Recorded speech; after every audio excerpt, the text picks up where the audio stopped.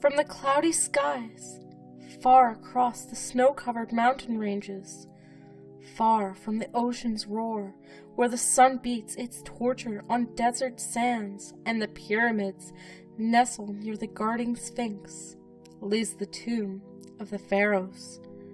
She of the golden hair has only fallen to the ground in a deep faint. 3,000 years have passed since I was placed here in my tomb to remain forever. Now, infidels tear away the sands of endless time. They break the great doors of my tomb. They enter the very vault of my final rest.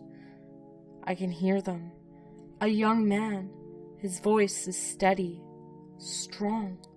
An older man, his voice reflecting wisdom. There is a third voice, that of a young woman. Her voice thrills with excitement as she stares at what she and they see.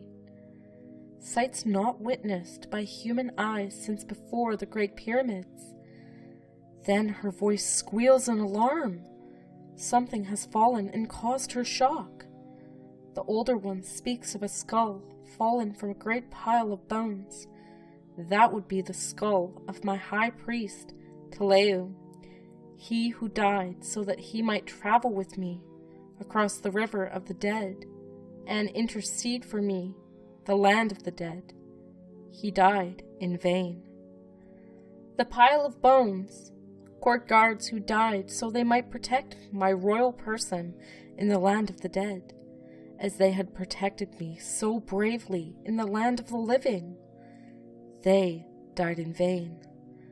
Some were ordered to spear others, and others in turn were ordered to spear them, and so on, until only one was left to suffocate when the air was gone. But that one was not to leave the land of mortals in this way. The fire god, burning fiercely from an overturned urn, encased him first as he writhed upon the tomb floor. The old one has tried to replace the skull of Pharaoh to the pile of bones.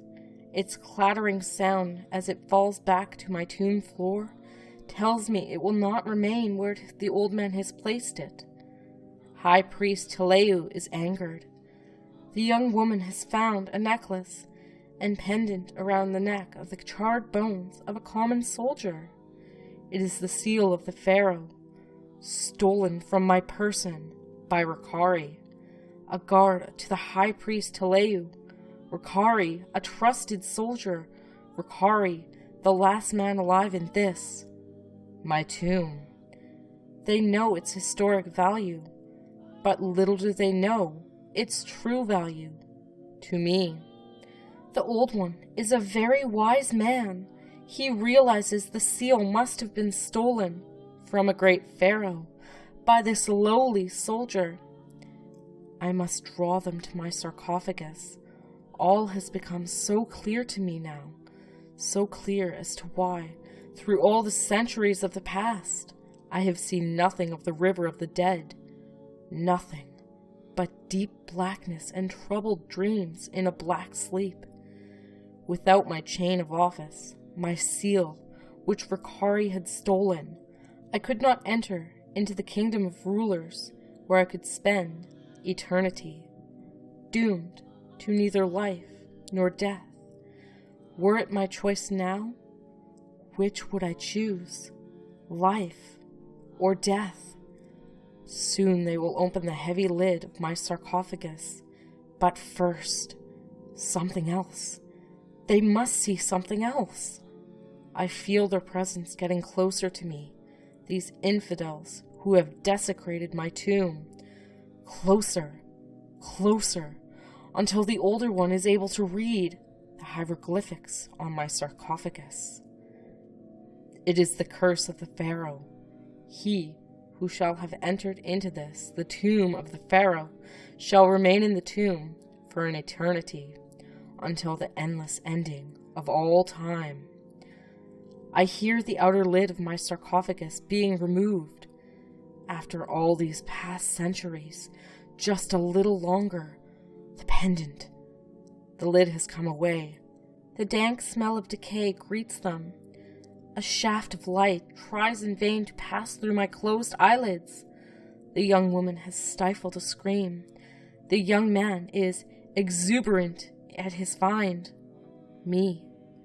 They talk of my tattered burial wrappings. They talk of my excellent condition, in which my cadaver appears.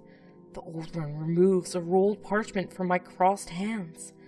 It is a map which was to direct my path across the river of the dead, through the land of the dead, and into the palace of the Pharaohs.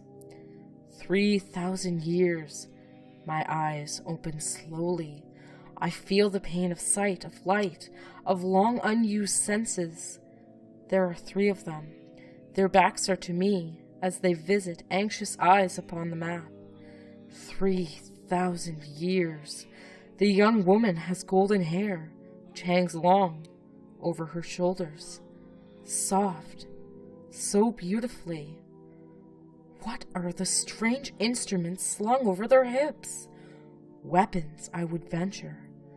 But weapons of a nature I do not know. But weapons all the same. Weapons can destroy. 3,000 years. My eyes have been closed. The last thing I saw before that deep sleep. Weapons of destruction. The first thing I see when I wake anew. Weapons. Weapons of destruction. I can also be a weapon of destruction. No one can make me die again. She of the golden hair is screaming. I have killed the young man with one quick blow of my arm.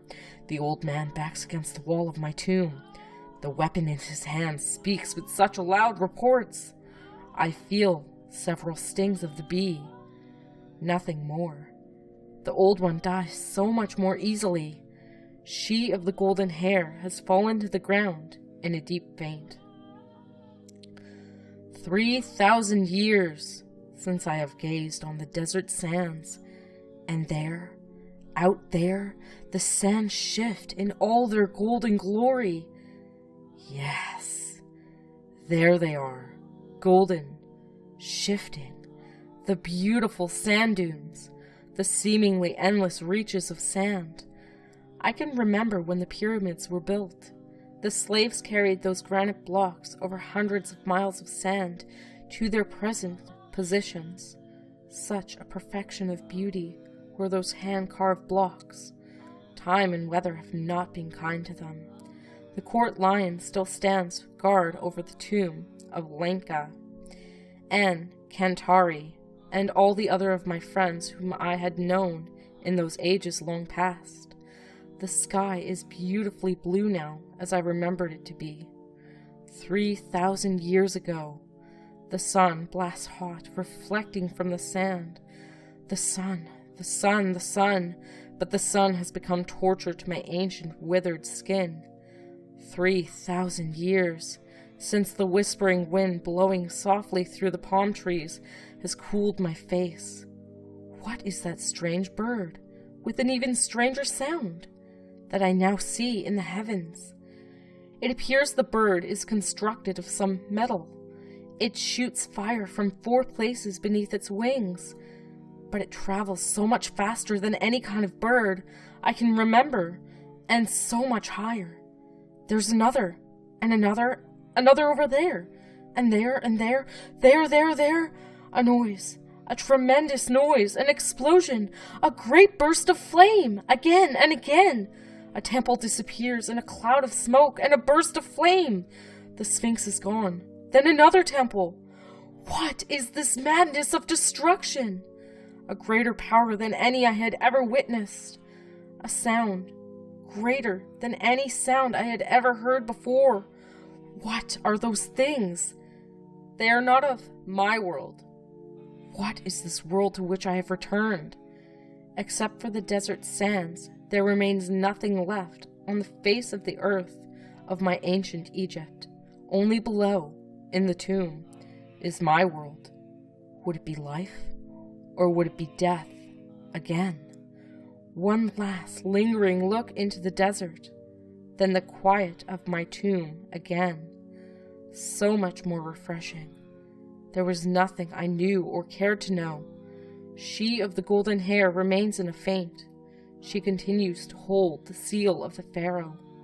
Once again the seal is in my possession. Now I may ride with the boatman when he crosses the river of the dead, and, at long last, I may enter the land of the dead. At long last, I will have my place with those who have gone on so long before me.